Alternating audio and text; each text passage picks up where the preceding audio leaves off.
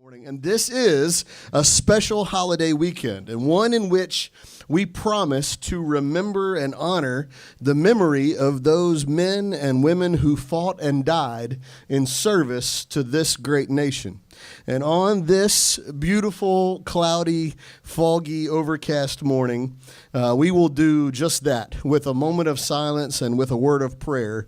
But before we do so, I'd just like to share a brief word from the past, from history, for all of us. On May 30th, 1868, a crowd of more than 5,000 people gathered at Arlington National Cemetery for the first exercises of what then was known as Decoration Day, what we now know as Memorial Day.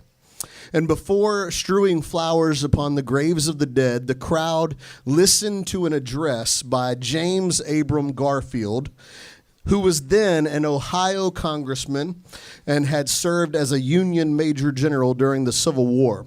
And in this first of such annual addresses at Arlington National Cemetery and across the nation, Garfield set a standard by explaining what Decoration Day is all about and why it should be commemorated in the first place.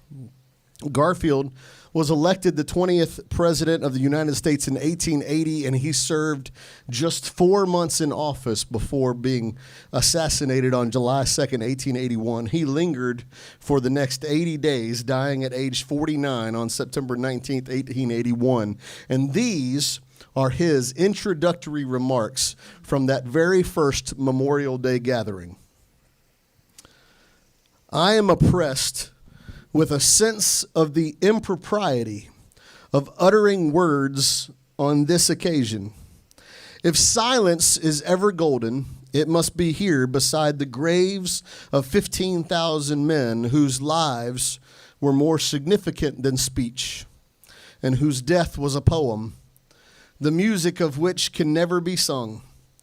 With words we make promises, plight faith, praise virtue. Promises may not be kept. Plighted faith may be broken, and vaunted virtue may be only the cunning mask of vice. And we do not know one promise these men made, one pledge they gave, one word they spoke, but we do know they summed up and perfected by one supreme act the highest virtues of men and citizens. For love of country, they accepted death, and thus resolved all doubts, and made immortal their patriotism and their virtue. For the noblest man that lives, there still remains a conflict. He must still withstand the assaults of time and fortune, must still be assailed with temptations before which lofty natures have fallen. But with these, the conflict ended. The victory was won, when death stamped on them the great seal of heroic character and closed a record which years can never blot. I know of nothing more appropriate on this occasion than to inquire what brought these men here, what high motive led them to condense life into an hour, and to crown that hour by joyfully welcoming death. Let us consider.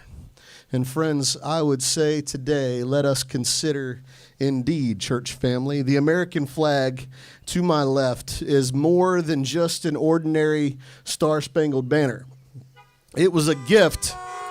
It was a gift to Brother Teddy Sauls from his nephew Seth. And so we appreciate them sharing it with us today. And on Christmas Day in 2011, this particular flag flew over the war-torn nation of Afghanistan, where approximately 2,500 United States soldiers paid the ultimate sacrifice to ensure the perpetuation of liberty, not only here at home, but abroad as well. In the face of terrorism that threatened freedom throughout the world, brave men and women upheld their resolute conviction to defend the Constitution of these United States by the shedding of their own blood.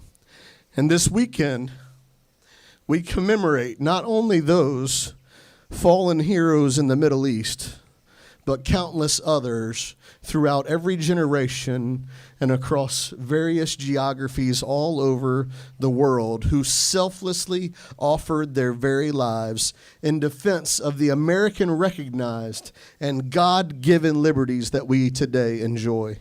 And with profound gratitude, please join me in a moment of silence to honor our departed brothers and sisters in arms. Would you join me in a moment of silence?